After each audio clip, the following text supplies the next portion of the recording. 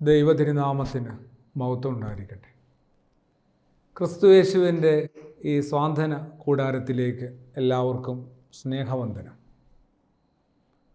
എന്നാണ് നമ്മൾ വേണ്ടതുപോലെ യേശുവിനെ മനസ്സിലാക്കി തുടങ്ങുക? അതിനു മുമ്പ് നമുക്ക് നമ്മളെ തന്നെ ഒന്ന് മനസ്സിലാക്കണ്ടേ? ഇതൊക്കെ എന്നാണ്? കടൽ തീരത്ത് പോയിട്ട് ഇല്ലാത്തവരാരെങ്കിലും ഉണ്ടാവുമോ? എല്ലാ മനുഷ്യനെയും എക്കാലത്തും എത്രയോ ആവർത്തി ആവേശം കൊള്ളിക്കുന്ന, ആശ്വസിപ്പിക്കുന്ന, ഉത്തേജിപ്പിക്കുന്ന, അത്ഭുതപ്പെടുത്തുന്ന ഒരിടമാണ് കടൽത്തീരം. തീരത്തിലേക്ക് വെറുതെ ഒന്ന് പോയാൽ വൻതിരകളും ചെറുതിരകളും ഒക്കെ ഉണ്ട്.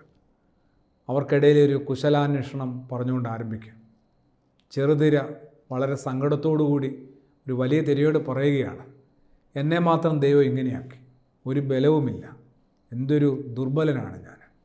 നിങ്ങളെയൊക്കെ കാണുമ്പോൾ എനിക്ക് ഭയങ്കര നഷ്ടബോധവും സങ്കടവും ലജ്ജയും ഒക്കെ തോന്നുന്നുണ്ട്. ഞാൻ മാത്രം ഇങ്ങനെ ചെറുതായിപ്പോയി, ഞാനൊരു ചെറിയ തിരയാണ്. ഇതെല്ലാം കേട്ടു നിന്ന വലിയ തിര പറയുന്നുണ്ട്, നീ പറയുന്നതൊക്കെ ശരിയാണ്, നിൻ്റെ സങ്കടവും ശരിയാണ്, പക്ഷേ നീ ഒരു കാര്യം ഓർക്കണം, നീ തിരയല്ല, നീ ചെറിയ തിരയെന്നല്ല, നീ തിരയല്ല, മറിച്ച് നീ സമുദ്രമാണ്. നീ സമുദ്രമാണെന്ന് നീ എപ്പോൾ തിരിച്ചറിഞ്ഞു തുടങ്ങുന്നു, അവിടെ മുതലേ നീ നേരെയാവുള്ളൂ. നീ എന്തിനാണ് ഇങ്ങനെ ചെറുതാണെന്ന് വിചാരിക്കുന്നത്? മനുഷ്യൻ എന്തുകൊണ്ടാണ് കുറച്ചുകൂടി ഭേദപ്പെടാത്തത്? അവൻ ദൈവത്തിൻ്റെ ഛായയിലും സാദൃശ്യത്തിലും സൃഷ്ടിക്കപ്പെട്ടതാണെന്ന് അത് തിരിച്ചറിയാതെ പോയി. അത് ഏതോ കാലത്ത് ആരോ പറഞ്ഞ ഒരു പഴങ്കഥയായിട്ട് മാറി. അതിനൊരു മാറ്റം ഉണ്ടാകാതെ തിര സമുദ്രമാണെന്ന് തിരിച്ചറിയാത്തതുപോലെ തന്നെ നമ്മളും ഇങ്ങനെ വിലപിച്ചുകൊണ്ടേയിരിക്കും. ഇനി അത് തിരിച്ചറിഞ്ഞാൽ തന്നെയും അടുത്തൊരു പടിയും കൂടിയുണ്ട്. എന്താണ്? ഉള്ളിലുള്ള ശ്വാസം ദൈവം തന്നതാണ്. അതുകൊണ്ട് തന്നെ അതിൻ്റെ ഉടമ ദൈവമാണ്. തിരികെ പോയാൽ തീരാവുന്നതേ ഉള്ളൂ, അത്രയേ ഉള്ളൂ. കഴിഞ്ഞ ദിവസം 49-നും 50-നും ഇടയിൽ പ്രായമുള്ള ഒരാളുടെ മരണാനന്തര ശുശ്രൂഷയുടെ ചടങ്ങിൽ സംബന്ധിച്ചപ്പോൾ, ഇത് വലിയ പ്രായമാണ് കേട്ടോ, ഇത് കുഞ്ഞു പ്രായമെന്ന് ആരും ഞെട്ടണ്ട. അത്രത്തോളമൊക്കെ പ്രായത്തിലേക്ക് നമ്മൾ ഓരോരുത്തരും എത്തുമെന്നറിയില്ല. എന്തായാലും ഞാൻ അത്രത്തോളം പ്രായത്തിലേക്ക് എത്താത്തത് കൊണ്ട് എനിക്ക് കുറച്ചൊരു ഭയവും ഭാരവും ഒക്കെ തോന്നി ആ പരിസരത്തിൽ നിന്നപ്പോൾ. ആലോചിച്ചപ്പോൾ 18,000 ദിവസം പോലും അയാൾ ജീവിച്ചിട്ടില്ല എന്ന് തിരിച്ചറിഞ്ഞു. കുറച്ചുകൂടി ആഴത്തിൽ ചിന്തിച്ചപ്പോൾ ഈ 18,000 ദിവസത്തിനകത്ത് 6,000-ഓളം ദിവസം പുള്ളി ഉറങ്ങിയിട്ടുണ്ടാവുമെന്ന് ഓർത്തപ്പോൾ അവശേഷിച്ചത് വെറും 12,000 ദിവസങ്ങളാണ്. മനുഷ്യ ജീവിതം എന്തുമാത്രം ഹ്രസ്വമാണല്ലേ. 100 വയസ്സ് വരെ ഒരാൾ ജീവിച്ചിരുന്നാലാണ് 36,500 ദിവസങ്ങളൊക്കെ കിട്ടുക. ഒരു ദിവസം 8 മണിക്കൂർ ഉറങ്ങണമെന്നൊക്കെ ഒരു കണക്കുണ്ടെങ്കിൽ, അതനുസരിക്കുന്നുണ്ടെങ്കിൽ 12,000-ന് മീതെ ദിവസങ്ങൾ 100 വയസ്സുകാരന് നഷ്ടപ്പെട്ടിട്ടുണ്ട് ഉറങ്ങിയതിൻ്റെ കണക്കിൽ തന്നെ. മനുഷ്യ ജീവിതം കുറച്ചുകൂടി ഒരു ശ്രേഷ്ഠതയെ സ്വപ്നം കാണേണ്ടതാണ്, അതിനുവേണ്ടി പ്രയത്നിക്കേണ്ടതാണ്. എന്തുകൊണ്ടാണ് അതിന് തയ്യാറാവാത്തതെന്നറിയില്ല. നമ്മളിപ്പോഴും ചെറിയ തിരയായി പോയല്ലോ എന്നുള്ള സങ്കടത്തിൽ ഇങ്ങനെ കിടക്കുക, സമുദ്രമാണെന്ന് തിരിച്ചറിയാതെ. ദൈവത്തിൻ്റെ അംശമാണ് നമ്മൾ ഓരോരുത്തരും. അതുകൊണ്ട് തന്നെ ആ പരിപൂർണ ദൈവത്വത്തിലേക്കുള്ള യാത്രയിലാണ് നമ്മളുടെ ഈ മാനുഷിക ജീവിതം. യോഹന്നാൻ ശ്ലീഹായുടെ സുവിശേഷം 14-ാം അധ്യായത്തിനകത്ത് യേശുവിൻ്റെ ഒരു സങ്കട മൊഴിയുണ്ട്. ഒരുപാട് സങ്കടമൊഴികളെ കണ്ടെത്താൻ പറ്റും. കുരിശിലെ മൊഴികൾ മാത്രമല്ല, യേശുവിൻ്റെ മിക്കവാറും എല്ലാ മൊഴികൾക്കകത്തും അഗാധമായ സങ്കടം കിടപ്പുണ്ട്. അതൊന്ന് കണ്ടെത്താനായിട്ടൊരു പുതിയ വായന ആവശ്യമാണ്. അത്തരമൊരു വായന ആരംഭിക്കേണ്ടതാണ്. യോഹന്നാൻ ശ്ലീഹായുടെ സുവിശേഷം 14-ാം അധ്യായത്തിൻ്റെ 9-ാം തിരുവചനത്തിലേക്ക് വരുമ്പോൾ, ഇക്കാലമത്രയും ഞാൻ നിന്നോട് കൂടെ ആയിരുന്നിട്ടും ഫിലിപ്പോസേ നീ എന്തേ എന്നെ അറിയാതെ പോയി. ഇക്കാലമത്രയും നീ എന്നോട് കൂടെയായിരുന്നിട്ടും ഫിലിപ്പോസേ നീ എന്തേ എന്നെ അറിയാതെ പോയി. പശ്ചാത്തലം വെറുതെ ഒന്ന് പറഞ്ഞു പോകട്ടെ. സാധിക്കുമെങ്കിൽ ഈ ദിവസം തന്നെ ഈ ഒരു വേദാധ്യായം, വിശുദ്ധനായ യോഹന്നാൻ ശ്ലീഹായുടെ സുവിശേഷം 14-ാം അധ്യായം എന്ന് വായിക്കണമേ. വിശുദ്ധ വേദം വായിക്കാനായിട്ട് മാത്രമാണ് നമുക്ക് നേരവും കാലവും താല്പര്യവും സമയവും ഇല്ലാത്തത്. സോഷ്യൽ മീഡിയയിലൂടെ നമ്മളിങ്ങനെ ഒഴുകി നടക്കുന്നുണ്ട്. 24 മണിക്കൂർക്കകത്ത് 48 മണിക്കൂറും. എന്തൊരു കഷ്ടമാണെന്നൊന്നും പറഞ്ഞ് വിലപിക്കുന്നില്ല. തിരുവചനത്തിലേക്ക് അതിശക്തമായ സ്നേഹത്തിൽ തീവ്രമായ അഭിലാഷത്തോടുകൂടി മടങ്ങി വരണമെന്നൊരു ഓർമ്മപ്പെടുത്തൽ നടത്തുകയാണ് ഞാൻ എന്നോട് തന്നെ. 14-ാം അധ്യായത്തിൻ്റെ ആരംഭത്തിൽ യേശു പുതിയൊരു അവതരണ രീതിയിലേക്ക് പ്രവേശിക്കുകയാണ്. അതുവരെ കാര്യങ്ങൾ ലളിതമായിരുന്നെങ്കിൽ ഇത് ഒപ്പമുള്ള പ്രിയപ്പെട്ട ശിഷ്യർക്ക് ഒട്ടും അങ്ങോട്ട് പിടുത്തം കിട്ടുന്നില്ല. രുചിക്കുന്നില്ലെന്നുള്ളതല്ല, ഒന്നും മനസ്സിലാകുന്നില്ല, സങ്കീർണമാണ് കാര്യങ്ങൾ. എൻ്റെ പിതാവിൻ്റെ ആലയത്തിലേക്ക്, സന്നിധിയിലേക്ക് ഞാൻ പോകുന്നു, അവിടെ അനേക വാസസ്ഥലങ്ങളുണ്ട്, നിങ്ങൾക്കും ഒരുക്കാനായിട്ട് ഞാൻ പോകുന്നു, ഞാൻ വന്ന് നിങ്ങളെ കൊണ്ടുപോകും, അങ്ങോട്ടുള്ള വഴി നിങ്ങൾക്കറിയാം. അതോടുകൂടി താളം തെറ്റുകയാണ്. എത്ര നേരമാണ് എല്ലാം മനസ്സിലാകുന്നു എന്ന് കേട്ട് നടിച്ച് ഇങ്ങനെ തലകുലുക്കിയിരിക്കാനായിട്ട്. മടുത്ത തോമാസ് ലീഹ പ്രതികരിക്കുകയാണ്, കർത്താവേ, നീ എങ്ങോട്ട് പോകുന്നെന്ന് പോലും ഞങ്ങൾക്കറിയില്ല, പിന്നെ എങ്ങനെയാണ് അങ്ങോട്ടുള്ള വഴി ഞങ്ങൾക്ക് നിശ്ചയമാണെന്ന് അങ്ങ് പറയുന്നത്? അങ്ങക്ക് എന്തോ വലിയ തെറ്റോ അബദ്ധമോ സംഭവിച്ചുകൊണ്ടിരിക്കുക, ഞങ്ങൾക്കൊന്നും അറിയില്ല, ഞങ്ങൾക്കൊന്നും മനസ്സിലാകുന്നില്ല. അപ്പോഴാണ് യേശു ആ മനോഹരമായ, നമുക്കേറെ പ്രസിദ്ധമായ ഹൃദ്യമായ വചനം പറയുന്നത്, ഞാൻ തന്നെ വഴിയും സത്യവും ജീവനുമാണ്.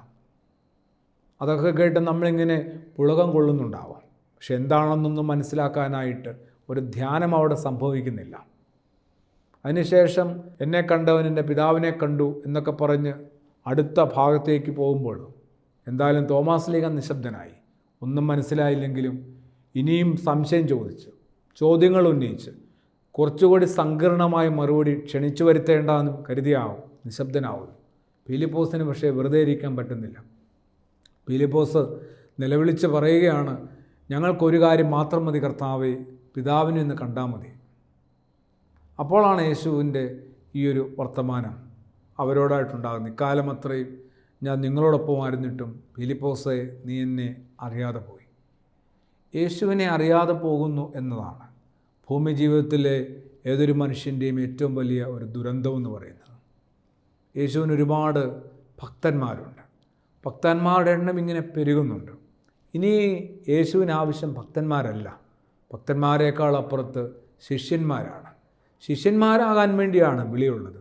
ശിഷ്യനാവാനായിട്ട് ധൈര്യമുണ്ടോ എന്നുള്ളതാണ് ആ വിളിക്കകത്തുള്ളത്.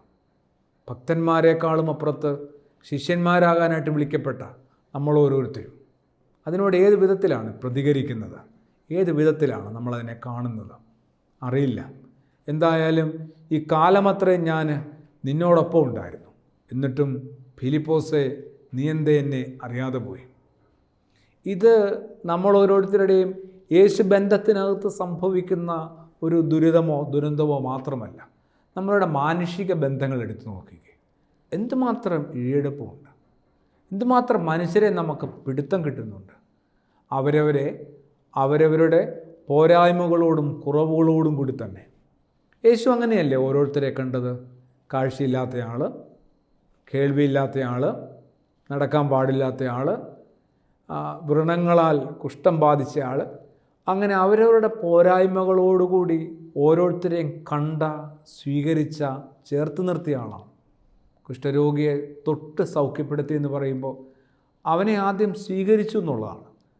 അവൻ്റെ ആ രോഗാവസ്ഥയോടുകൂടി നമ്മളെ മനസ്സിലാക്കാത്ത, നമ്മളെ കേൾക്കാത്ത, നമ്മുടെ ദയനീയ സാഹചര്യം കാണാത്ത നമുക്കൊപ്പമുള്ള മനുഷ്യരോടൊക്കെ നമുക്ക് എന്തുമാത്രം വിരോധവും എന്തുമാത്രം ക്ഷോഭവുമൊക്കെയാണ്. കലഹമാണ് എല്ലാവരോടും. എന്താണ് ഇങ്ങനെയെന്ന് അറിയില്ല. ഓർത്തു നോക്കിക്ക്, മനുഷ്യബന്ധങ്ങൾ നമ്മുടേത് എങ്ങനെയാണ്? യേശുബന്ധം എങ്ങനെയാണോ അപ്രകാരം തന്നെയാവും മനുഷ്യബന്ധങ്ങൾ.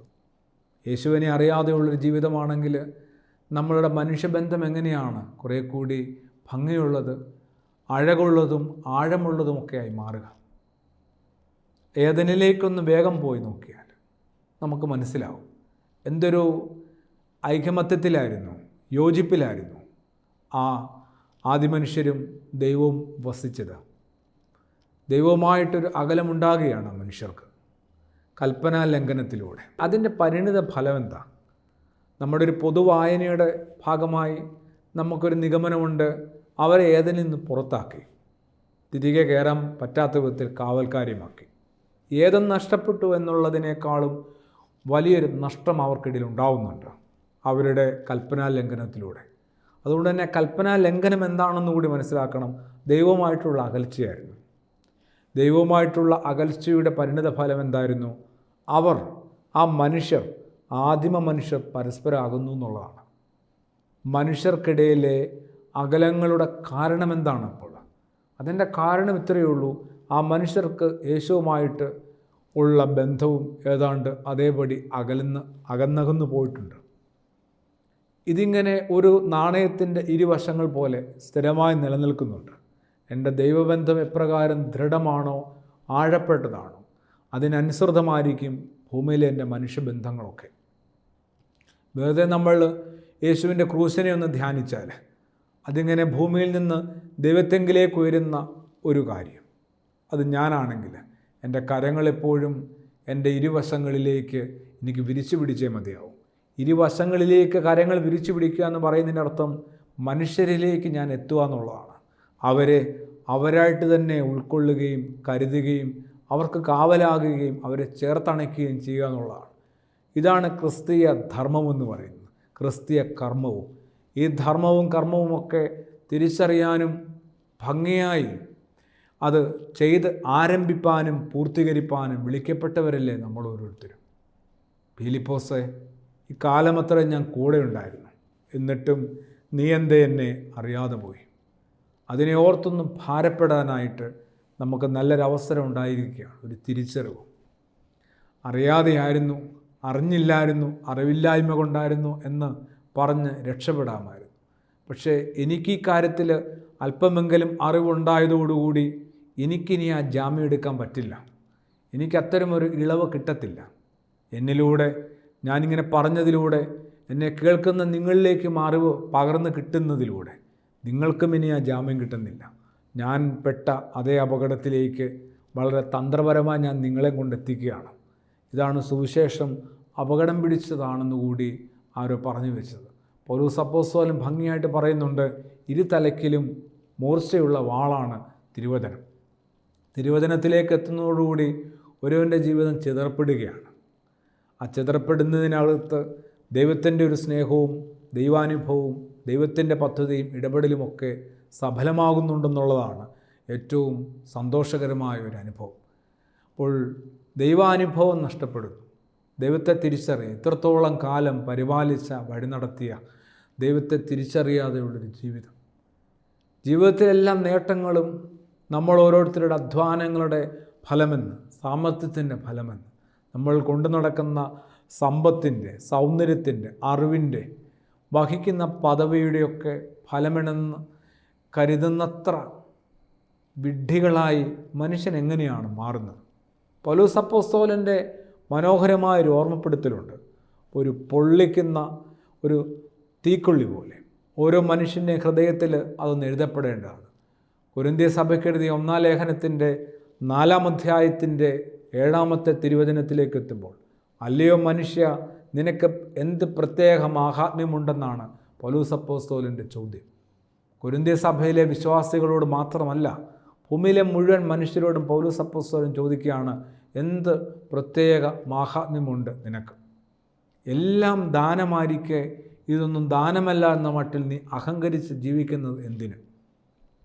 എല്ലാം ദാനമായിരിക്കെ ഇതൊന്നും ദാനമല്ല, എൻ്റെ അധ്വാനത്തിൻ്റെ, കഴിവിൻ്റെ, സാമർത്ഥ്യത്തിൻ്റെ, സമ്പത്തിൻ്റെ, ജ്ഞാനത്തിൻ്റെ, ഞാൻ വഹിക്കുന്ന സ്ഥാനമാനങ്ങളുടെയൊക്കെ ഫലമാണ് എന്ന് കരുതാൻ പാകത്തിന് മനുഷ്യൻ അഹങ്കാരിയായി മാറിയതും അല്പനായി മാറിയതും ബോധമില്ലാത്തയാളായി അന്ധനായി മാറിയതും എങ്ങനെയാണ്? ഈ ഒരു തിരിച്ചറിവിലേക്ക് ഏതൊരു മനുഷ്യൻ ഏത് കാലത്തും മടങ്ങിയെത്തും. ആ മനുഷ്യൻ പതിയെ യേശുവിലേക്ക് എത്തുകയാണ്.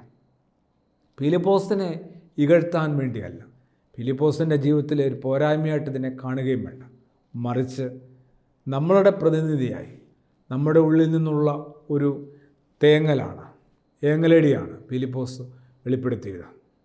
പിതാവിനെ ഒന്ന് കാണിച്ചു തരണം. അപ്പോൾ ഫിലിപ്പോസിനോട് യേശു പറയുന്നത്, നമ്മൾ ഓരോരുത്തരോടുമായിട്ട് നമുക്ക് മാറ്റി വായിക്കേണ്ട ബാധ്യതയുണ്ടാകുന്നു. ഇക്കാലം അത്രയും കൂടെ ഉണ്ടായിട്ടും യേശുവിനെ തിരിച്ചറിയാതെ പോയ, ആ കരുണയെ മനസ്സിലാക്കാതെ പോയ, ആ കാരുണ്യത്തെ ആദരിക്കാതെ പോയ, ആ കാവലിനെ തിരിച്ചറിയാതെ പോയ എൻ്റെ ജീവിതം എന്ത് തിരക്കിട്ട ജീവിതമായിരുന്നു. വചനത്തിലേക്ക് എത്താൻ പറ്റാതെ, വിശുദ്ധ കുർബാന അനുഭവത്തിലേക്ക് എത്താൻ പറ്റാതെ, വിശുദ്ധ കുമ്പസാരത്തിലേക്ക് അണയാൻ പറ്റാതെ എന്തൊരു ജീവിതമാണ് ജീവിച്ചതും ജീവിച്ചുകൊണ്ടിരിക്കുന്നതുമൊക്കെ. അത്തരം ചില ചോദ്യങ്ങൾ സ്വയം ചോദിക്കാനായിട്ട് നമ്മളെ വേദഭാഗം പ്രേരിപ്പിക്കുന്നുണ്ട്. ഇനി ഇതിലും വലിയൊരു അപകടം കൂടി ഇതിനകത്തുണ്ട്. ഒരപകടം യേശുവിനെ ഞാൻ അറിയാതെ ജീവിക്കുന്നു എന്നുള്ളതാണ്. യേശുവിനെ അവഗണിച്ചും യേശുവിനെ അകറ്റിക്കളഞ്ഞും ജീവിക്കുന്നു എന്നുള്ളതാണെങ്കിൽ അതിലും വലിയൊരു അപകടമുണ്ട്. ഇതുപോലും യേശു അറിയുന്നുണ്ടെന്നുള്ളതാണ്. ഞാൻ യേശുവിനെ അറിയാതെയും അവഗണിച്ചും അകറ്റിക്കളഞ്ഞും ഉപേക്ഷിച്ചുമാണ് ജീവിക്കുന്നതെന്ന കാര്യം പോലും യേശു അറിയുന്നുണ്ട്. എൻ്റെ പേര് വിളിച്ച് എൻ്റെ പിന്നാലെ വരുന്നുണ്ട്. ഇത്രത്തോളം വലിയ സ്നേഹത്തെ ഇനി നിരസിക്കാതിരിക്കാനായിട്ട് എൻ്റെ ഉള്ളിൽ വലിയ പ്രാർത്ഥന രൂപപ്പെട്ടേ മതിയാവും. ഇത്രയും വലിയ സ്നേഹത്തെ ഇനി ഞാൻ കണ്ടിൽ നിന്നടിക്കുക എന്തൊരു ക്രൂരമായ നടപടിയാണ്. ഫിലിപ്പോസേ, നീ എന്നെ അറിയാതെ പോയല്ലോ. നീ എന്നെ അറിയാതെ പോയെങ്കിലും ഞാൻ നിന്നെ ഇപ്പോഴും അറിയുന്നുണ്ടെന്നുള്ളതാണ് ആ പറച്ചിലിനകത്തെ ഒരു സാന്ത്വനത്തിൻ്റെ ഒരു സുവിശേഷ ശബ്ദം. അത് നമ്മളും ഇപ്പോൾ കേൾക്കുന്നുണ്ട്. അത് കേൾക്കാൻ കിട്ടിയ അവസരത്തെ നമുക്ക് ഭാഗ്യമെന്ന് കരുതാം. ഒപ്പം അകന്നുപോയതിനെ ഓർത്ത് ഒന്ന് പരിതപിക്കുവാനും തിരികെ അണയുവാനുമായിട്ട് നമുക്ക് പരിശ്രമിക്കാം. ഭൂമിയിൽ ഇതോടുകൂടി നമ്മുടെ മനുഷ്യബന്ധങ്ങളൊക്കെ കുറച്ചുകൂടി ഭംഗിയുള്ളതാകും. ഭൂമിയിലെ ബന്ധങ്ങൾ ഒക്കെ അവനവൻ്റെ ആയുസ് പോലെ ഹ്രസ്വമാണെന്ന് തിരിച്ചറിഞ്ഞാൽ ഭൂമിയിലെ ബന്ധങ്ങളും അത്രത്തോളം ഒക്കെ ഉള്ളൂ. ഈ ചെറിയ കാലം അവനവൻ വസിക്കുന്നിടത്തെ ഒരു സ്വർഗതുല്യമാക്കി മാറ്റാനായിട്ട് മനുഷ്യന് പറ്റും. അവന് 3 കാര്യങ്ങളുണ്ടായാൽ മതി. ഈ 3 കാര്യങ്ങളും ദൈവം അവന് നൽകിക്കൊണ്ടിരിക്കുന്നതുമാണ്. ഈ 3 കാര്യങ്ങളും മറ്റ് മനുഷ്യരോട് പുലർത്താനായിട്ട് ഞാൻ എപ്പോൾ തയ്യാറാവുന്നോ അപ്പോൾ മുതൽ ഞാൻ ആയിരിക്കുന്നിടം പതിയെ ഒരു സ്വർഗസമമായി മാറും. ഒന്ന് കരുണയാണ്. തമ്പുരാൻ്റെ കരുണയുടെ മീതെയാണ് നമ്മൾ ഓരോരുത്തരും. കരുണയാൽ ചുറ്റപ്പെട്ടാണ്. ഞങ്ങളോട് കരുണ ചെയ്യണമേ എന്നുള്ളതാണ് നമ്മുടെ ഏറ്റവും വലിയ പ്രാർത്ഥന. വിശുദ്ധ കുർബാനയിൽ പോലെ ഏറ്റവും കൂടുതൽ ആവർത്തിക്കപ്പെടുന്ന ഗ്രീക്ക് വാക്കുണ്ട്, കുറിയേലായിസോൻ. കർത്താവേ, എന്നോട് കരുണ ചെയ്യണമേ. ഈ കരുണ ആവോളം ദൈവത്തിൽ നിന്ന് കൈപ്പറ്റുന്ന നമ്മൾ മറ്റ് മനുഷ്യർക്ക് ഈ കരുണയോടുകൂടി അത്തരമൊരു അനുഭാവത്തിൽ അവരോട് നമ്മൾ ഇടപെടുന്നുണ്ടോ? കുറച്ചുകൂടി കാരുണ്യമുള്ള ഒരാളായിട്ട് നമ്മൾ നമ്മുടെ വർത്തമാനകാല ജീവിതത്തിൽ രൂപാന്തരപ്പെട്ടേ മതിയാവും. കുറച്ചുകൂടി കാരുണ്യമുള്ള ഒരു മനുഷ്യനായിട്ട് മാറാനായിട്ട് നമുക്കൊന്ന് പ്രാർത്ഥിക്കാം. അതും ഒരു കടം വീട്ടലാണ്. ആവശ്യപ്പെടുന്നൊന്നുമില്ലെങ്കിലും ഒരു കടം വീട്ടലായിട്ട് തന്നെ എടുക്കാം. ദൈവം ആവോളം കരുണ എന്നോട് കാണിക്കുന്നത് കൊണ്ട് തിരിച്ചും കരുണ കാണിക്കാനായിട്ട് എനിക്ക് ബാധ്യതയുണ്ട്, ഉത്തരവാദിത്വമുണ്ട്. എൻ്റെ റെസ്പോൺസിബിലിറ്റിയുടെ ഭാഗമാണ്. രണ്ടാമത്, ദൈവത്തിൻ്റെ ഒരു കാവൽ എനിക്കുണ്ടാവുന്നുണ്ട്. ദൈവത്തിൻ്റെ കാവലിലാണ് ഞാൻ. അതൊന്ന് തിരിച്ചറിഞ്ഞാൽ എൻ്റെ ഒപ്പമുള്ള കുറേ മനുഷ്യർക്ക് കാവലാകാനായിട്ട് വിളിക്കപ്പെട്ട ഒരാളാണെന്ന് ഞാൻ തിരിച്ചറിയും. കാവലാകാനായിട്ട് വിളിക്കപ്പെട്ടവർ കവർന്നെടുക്കുന്നത് ശരിയാണോ? അതൊന്നും ചോദിക്കാം.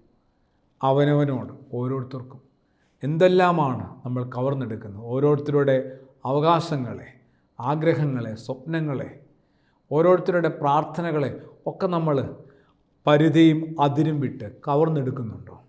കാവലാകാനായിട്ട് വിളിക്കപ്പെട്ടതാണ്.